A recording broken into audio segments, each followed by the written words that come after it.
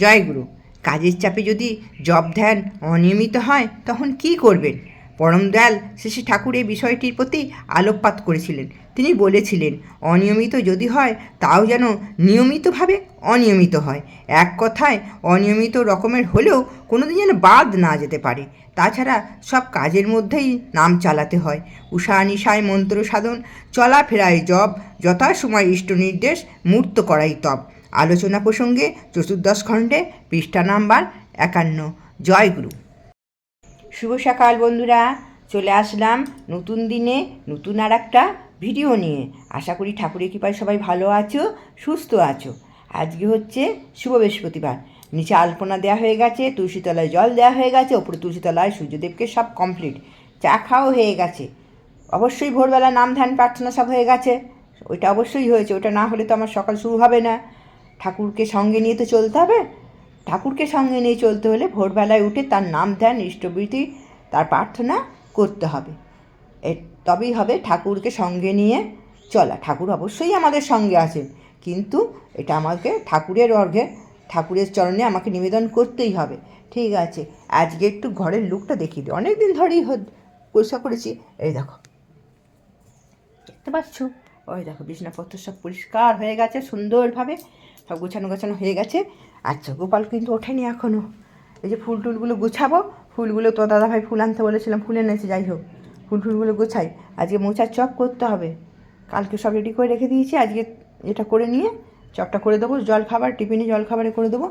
তারপরে দুপুরে, আজ বৃহস্পতিবার যেহেতু, ওই মোচাটা হবে, ডাল টাল করবো, একটু হয়ে যাবে।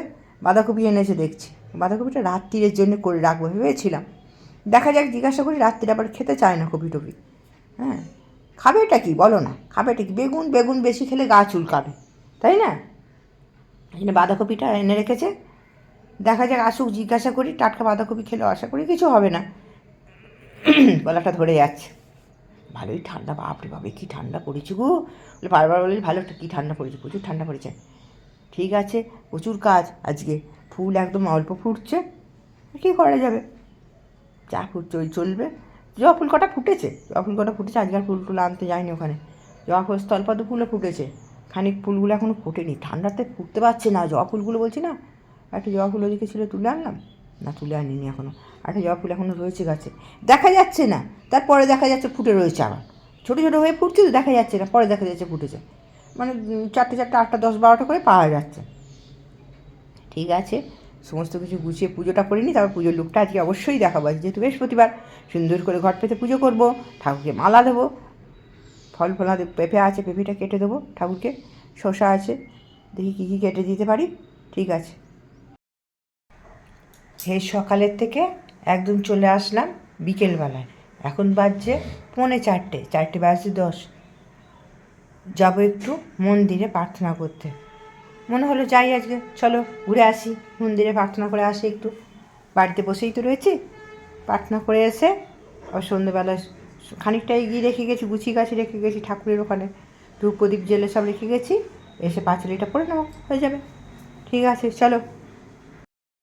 রাধা স্বামীর নাম কি মহি মহি, সাধু সঙ্গ করো সারস, মানে প্রিয়া ভাই প্রেম লাগাবো। এই দেখো বন্ধুরা, সকালবেলাটা তোমাদেরকে দেখাতে পারিনি, তাই সন্ধেবেলাটায় তোমাদেরকে দেখালাম। বিকেলবেলাতে ইয়েতে গিয়েছিলাম, কি বলে, দিদিভাই বললো যে যাবে, চলো। রিতা দিদিভাই বললো মন্দিরে আর প্রার্থনা করতে। আমি বললাম চলো। দিয়ে গিয়েছিলাম, প্রার্থনা করে এসে দেখি তোমার দাদাভাই সন্ধে ফন্ধে দিয়ে রেখেছে, সন্ধে দিয়ে রেখেছে। আমি এসে শাকটা বাজালাম, বাজিয়ে নিয়ে তারপরে ঠাকুরের পাঁচালিটা পড়লাম। পাঁচালিটা পড়ে তোমার দাদাভাই কফি করে খাচ্ছিলো, কফি খেয়ে নিই। আমি এখন খাবো না, ঠাকুরের পাঁচালি টাচালিগুলো পড়ে নিলাম, পড়ে নিয়ে তারপরে এবার হয়ে গেছে। এবার একটু কফি টফি খাবো। এই যে বৃহস্পতিবারের পুজো দিলাম, আবার গোপুকে সন্দেশ দিলাম, মা লক্ষ্মীকেও দিয়েছি সন্দেশ।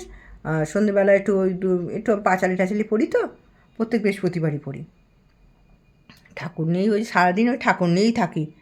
তাই তোমার দাদাভাই বলছে যখনই দেখি তখনই মন্ত্র পাঠ করছে, যখনই দেখি তখনই মন্ত্র পাঠ করছে। আমি বলছি না গো, মন্ত্র পাঠ করলে অনেক ভালো হয়, অনেক ভালো হয়। মনের বাজে চিন্তা এই যে ঠাকুরের নাম ধ্যান, হ্যাঁ দাঁড়াও সামনে আসি, তাই এই যে দীক্ষা নিয়েছি, দীক্ষা নিয়ে সকালবেলা উঠে ইষ্টভীতি করছি, তারপরে ঠাকুরের নাম ধ্যান করছি, প্রার্থনা করছি, সারাদিন ঠাকুরের নামে যতটা পারি ঠাকুরের নাম করার চেষ্টা করি। বড় বড় ঋত্বিক দাদারা তো বলছেন যে সব সময়, ঠাকুর তো বলে গেছেনই, তারপরে ওই ঋত্বিক দাদারাও বলছেন সব সময় নামটা চালিয়ে যেতে। ঠাকুর তো বলেছেন মনের মধ্যে সবসময় নামটা যেন চালিয়ে যাই আমরা, তাহলে আমাদেরও কোনো চিন্তা নাই। ওই যে একটা কথা, এক জায়গায় কথায় দেখলাম, তুমি ঠাকুরের পেছনে পেছনে ছোটো, শান্তি তোমার পেছনে পেছনে ছুটবে। এই কথাটা কিন্তু একবারে সত্যি। আমি যদি ঠাকুরের সবসময় ঠাকুরের চিন্তা, ঠাকুরকে সাজাবো, ঠাকুরের পুজো করব, ঠাকুরের মন্ত্র জপ করব, সংসার তো অবশ্যই করতে হবে। সংসারে যখন এসছে আমাদের ঠাকুর তো নিজে সংসারে এসছে, সংসারী হয়ে দেখিয়ে দিয়ে গেছেন। বড় মাকে নিয়ে কীরকম সংসার করতে হয়, কীরকম স্বামী সেবা করতে হয়, বড় মা আমাদের শিখিয়ে দিয়ে গেছেন।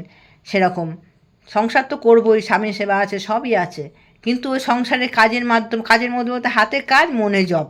হাতে কাজ করে যাচ্ছি কিন্তু মনে ঠাকুরের নাম জপ করে যাচ্ছি, একভাবে মন প্রাণ দিয়ে একভাবে জপ করে যাচ্ছে।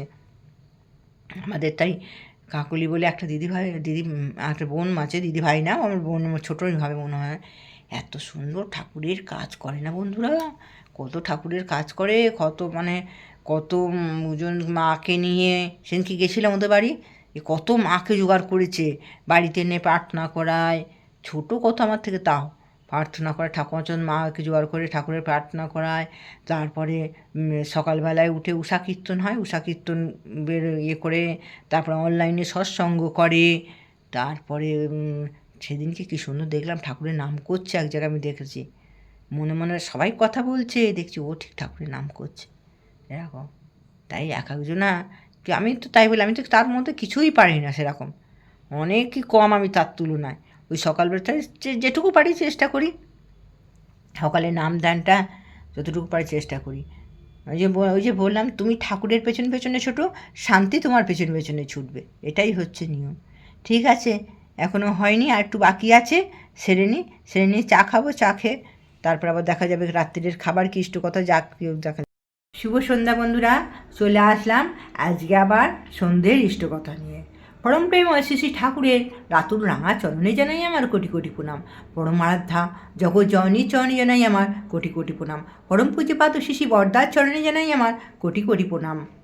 পরম পূজ্যপাদ শিশি আচার্য দেবের চরণে জানাই আমার কোটি কোটি প্রণাম। পরিবারে প্রত্যেকের চরণে জানাই আমার কোটি কোটি প্রণাম। এখানে উপস্থিত সকল মা ও দাদাদের জানাই আমার আনন্দিত জয়গুরু। এক নাগরিক এসেছেন তার ছেলেকে নিয়ে, MBBS পড়ছে ছেলে, বিদেশে যেতে চান উচ্চশিক্ষা লাভের জন্য, সেখানে কাজের সুযোগ পেয়েছেন। আচার্যদেব বললেন, আমার মনে হয় ডাক্তারিটা একটা পেশা নয়, এটা একটা সেবা। একটা মানুষ সম্পূর্ণভাবে নির্ভর করে তোর কাছে আসবে, তোকে তাকে সুস্থ করে তুলতে হবে। কাজ করতে গিয়ে দেখবি আগেই চারপাশ থেকে অনেক প্রলোভন আসবে, রোগীকে ভাঙিয়ে কী করে অর্থ উপার্জন করা যায়, কারুর কথা শুনবি না, আগে ভালো মানুষ হবি। তুই ভালো মানুষ হলে দেখবি তোকে ঘিরে ভালো মানুষের একটা ক্ষেত্র গড়ে উঠেছে, করতে দে সবাইকে। তুই তোর আদর্শ নিয়ে, তোর সেবার ভাব নিয়ে অটুট থাকবি, দেখবি মানুষ তোর পেছনে দৌড়বে। টাকার পেছনে ছুটে কী হবে, আমার একটা ভালো বাড়ি হবে, একটা গাড়ি হবে, এই তো, এইটুকু লিমিট তোর। আর এইটুকুর জন্যে এত কষ্ট করে পড়াশোনা করেছিস না তো? তবে নিজেকে বাড়িয়ে চল। ধরা যাক ট্রেনে কোথাও যাচ্ছিস, মানুষের সঙ্গে আলাপ আলোচনা করতে করতে যাবি, তার সমস্যাগুলোর কথা শুনবি, সময় পেলে পেশেন্ট দেখতে দেখতে যাবি, আর ফেরার পথে পেশেন্ট দেখতে দেখতে ফিরবি। রোগীকে দেখলে তার মনটাকে সাহসে ভরিয়ে দিতে হয়, কোথাও কোনো অজ্ঞতা নয়। তোমার এই হয়েছে, তার সমাধান এই, তোমার এইভাবে চললে ঠিক হবে, এইভাবে তাকে চলতে হবে। এই রকমভাবে স্বচ্ছ ধারণা তার মধ্যে তুলে ধরাটাই প্রয়োজন। তুই যখন কথা বলবি, প্রত্যেকটা মানুষের মন যেন তোর কথায় ভরসা পায়, তৃপ্তি পায়। তোর যখন থার্ড ইয়ার উঠেছিলিস তোরা যখন, তখন মনে আছে কত রোগের নাম করতিস, তোদের মনে হতো এই রোগটা বুঝি আমার হয়েছে। এখন চারপাশের মানুষেদের দেখা যায় একটা সমস্যা হয়তো তার হয়েছে, কিন্তু এত দুশ্চিন্তা করে, চারিদিকের এত কথা ভেবে তাদের আরও অনেকগুলো বাঁধিয়ে বসে থাকে, আরও অনেকগুলি বাড়িয়ে বাড়িয়ে বলে। মনের সংশয়টাকে দূরে রাখতে হবে, আর সেটার জন্যে নলেজের প্রয়োজন। শ্রী শ্রী আচার্যদেব তাকে এইভাবে বুঝিয়ে বর্তমান আচার্যদেব আমাদের শ্রী শ্রী ঠাকুর আমাদেরকে যেমনভাবে পথে চলতে বলেছেন, এখন আছে বর্তমান আচার্যদেব, তিনি আমাদেরকে এরকম নানাভাবে পথ নির্দেশ দিয়ে চলেছেন। এ দেখো বন্ধুরা, চলে আসলাম, মনে করলাম আজকে গুড নাইটটা একটু বলি। আজকে হাঁপিয়ে গেছি বন্ধুরা গো, ছুটতে ছুটতে। সোমবার, তারপরে মঙ্গলবার করেছি, হ্যাঁ মঙ্গলবারে মঙ্গলচণ্ডীর উপোস করেছি, বুধবার বাদ দিয়ে বৃহস্পতিবার আজকে ছুটি করে পুজো দেওয়া হয়েছে, আর কালকে শুক্রবার আছে। ছোলা তো ভেজালাম না, ছোলা আলাদা করে ভিজিয়ে রাখতে হবে। ছোলা ভেজানো হয়নি, ছোলাটা ভিজিয়ে রেখে শোবো, তাহলে সকালবেলা শীতকালে তো সকালবেলা ভালো ভিজতে চায় না, তাড়াতাড়ি তাহলে পুজোটা হয়ে যায় না, ছোলা ভিজানো দেরি করে হয় পুজো। শুক্রবার আছে, রবিবার দিন আমাদের মন্দিরে কর্মী সম্মেলন আছে, বললো যেতে, দাদারা সব আসবে, দাদারা মায়েরা সব আসবে, দেখা যাক কী করতে পারি। রবিবার দিন কর্মী সম্মেলন আছে, যেতে বলে প্রত্যেকে আমাদের ভয়েস করে পাঠিয়ে দিয়ে দেয় যেরকম কর্মী সম্মেলন আছে, যারা দীক্ষিত অদীক্ষিত সবাই আসবেন, দীক্ষিত না সবাইকে আসতে পারো, যারা গুরু ভাইরা বোনরা আছে আশেপাশে যারা আছে সবাইকে আসতে পারবেন, আমি বলে দেয়। দেখি এখন কী করতে পারি, সেটাই হচ্ছে। আবার 12ই জানুয়ারি আমাদের মন্দিরে উৎসব আছে, সেই নিয়ে এখন তোড়জোড় শুরু হবে, নেমন্তন্ন থেকে শুরু করে দেখো না, এরপরে আরও ইয়ে হবে। করা ভালো, অবশ্যই করা ভালো, ঠাকুরের কাজে লিপ্ত থাকা বা কজনের ভাগ্যে জোটে বলো দেখিনি, কজনের ভাগ্যে জোটে, এটাই হচ্ছে কথা। ঠাকুর যে আমাকে দিয়ে করাবে সেটাই আমার ভাগ্য ভালো। ঠিক আছে, আজকে আর বেশিক্ষণ বক করবো না, আজকে ভিডিওটা এই পর্যন্তই থাক। কালকে আবার আসছি নতুন দিনে নতুন আর একটা ভিডিও নিয়ে। ঠাকুরের কৃপায় সবাই ভালো থেকো, সুস্থ থেকো। গুড নাইট, শুভরাত্রি, জয় গুরু।